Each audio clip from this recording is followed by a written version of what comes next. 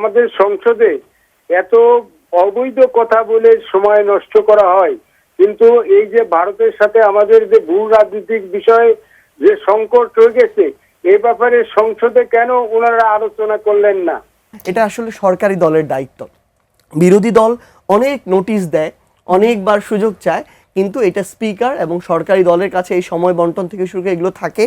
এবং আমরা সর্বশেষ দেখেছি যে বেশ কয়েকটি নোটিশ দেওয়া হয়েছে এই বিষয়ে কথা বলার জন্য, কিন্তু সেগুলোকে পুশিনের বিষয়ে, সীমান্ত হত্যার বিষয়ে, সেগুলোকে সামনে আনার সুযোগ দেওয়া হয় নাই।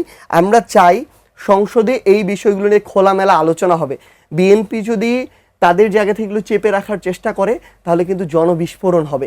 এই যে ভাই আজকে যে কথাগুলো বললেন প্রত্যেকটা খুবই যৌক্তিক কথা।